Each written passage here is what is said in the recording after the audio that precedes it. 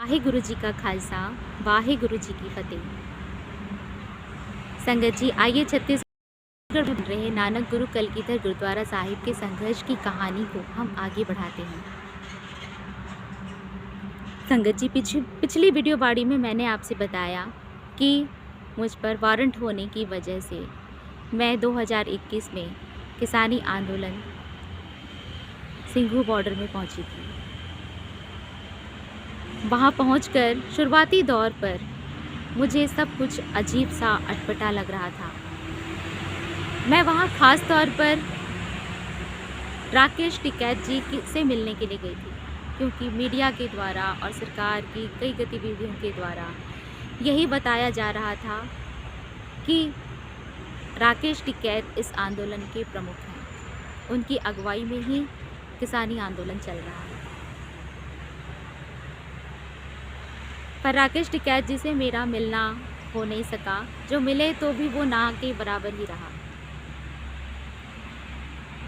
आंदोलन में रहते रहते मैंने देखा कि एक बड़ा सा पंडाल है, उसमें लोग पूजा पाठ कर रहे हैं, नाम कर रहे हैं, जप कर रहे हैं। 12 बजे रात से उठ करके लोगों को सोने नहीं देते हैं, नींद खराब कर देते हैं।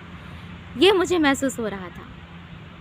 फिर जहाँ बाबा राजा राज और बाबा चड़त सिंह जिनके साथ मैं थी, उन्होंने अपना पाठ करने के लिए जो गुरुद्वारा बना कर रखा हुआ था सड़क पर, मैं वहाँ माथा टेकने जाया करती थी। वहाँ मैंने एक बड़ा पोस्टर देखा बाबा बंदा सिंह बहादुर जी का। मैंने एक सिंह से पूछा कि ये कौन है। उन्होंने मुझे बाबा बंदा सिंह बहादुर के बारे में पूरी जानकारी दी, पूरा इतिहास बताया। मैं बहुत प्रभावित हुई उससे, क्योंकि मेरा संघर्ष भी मेरी ज़मीन के लिए था। जो मुझ पे वारंट था वो इसीलिए था कि मैं अपने लोगों के हकों के लिए लड़ रही थी। मैं वहाँ जिन लोगों से धीरे धीरे मेरी दोस्ती होते चली गई, मैं उनसे एक सवाल करने लगी कि आप इन्हें अपना भगवान क्यों मानते हो? आप इन्हें एक महापुरुष क्यों नहीं मानते हो? क्यों आप इनकी पूजा पाठ करते हो? अगर आप इन्हें भगवान नहीं मानते, महापुरुष मानते, तो पूरी दुनिया इन्हें मानती। पर आप इन्हें भगवान मान रहे हो तो केवल पंजाब में सिमट गए हैं। केवल पंजाब के लोग ही यहाँ पर सिक्की को जानते हैं। हमें तो पता ही नहीं है सिक्की के बारे में, सिक्की क्या है, यहाँ आकर पता चल रहा है।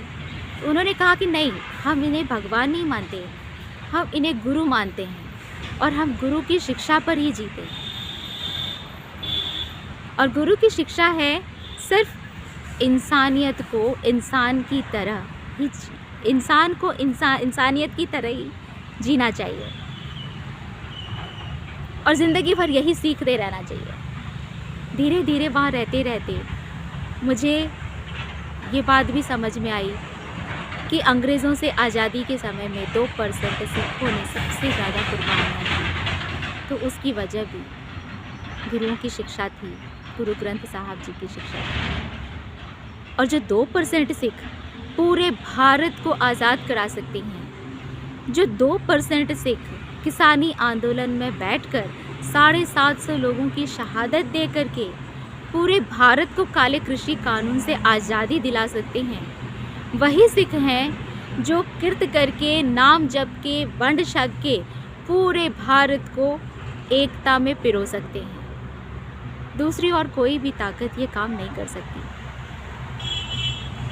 मेरे मन में भी यही एक सपना आ सजा कि जिस सोच के साथ में मैं अपना संघर्ष कर रही थी, मुझे यहाँ एक भी इंसान नहीं मिला, बल्कि जिनके लिए मैं संघर्ष कर रही थी, चर्च ने मेरा सौदा किया, आदिवासी समाज और संगठनों ने मेरा सौदा किया, सस्ती राजनीति के लिए, चंद रुपयों के लिए, छोटी मोटी कुर्सी के लिए। जिस गांव में मैं रहती हूँ, जिनके बीच में मैं रहती हूँ, उन्होंने भी छोटे मोटे रुपयों की लालच में मेरा सौदा किया। पर यहाँ मैं जिस सोच को लेकर मैं जीती हूँ, उसी सोच की मुझे एक कौम मिली है, मुझे एक समाज मिला है, तो मैं इस समाज का हिस्सा बनना चाहूँगी। मैंने बाबा जी से फिर एक दिन कहा था कि बाबा जी, मुझे सिंगनी सजा दो। फिर इसके बाद में उसी सपने के साथ मैं वीडियो बाड़ी में आई और वही काम मैंने शुरू किया। लोगों को जाति धर्म छोड़कर एकता में पिरोना। आज उसी सोच के साथ नानक गुरु कलगीधर गुरुद्वारा साहिब का निर्माण हो रहा है। जातिगत जो भेदभाव है ऊंच नीच का, जातियों का, मैं लोगों से जहाँ पर गेट के पास में लंगर छकाकर चाय का लंगर हम छका हैं और लोगों से मैं चाय देते समय एक ही बात बोलती हूँ, दिन भर की भागा दौड़ में मेरे पास टाइम नहीं है याद करने के लिए, तो बस 2 घूंट चाय पी लो और वाहिगुरु का नाम सिमरन कर लो। वाहिगुरु जी का खालसा, वाहिगुरु जी की फतेह।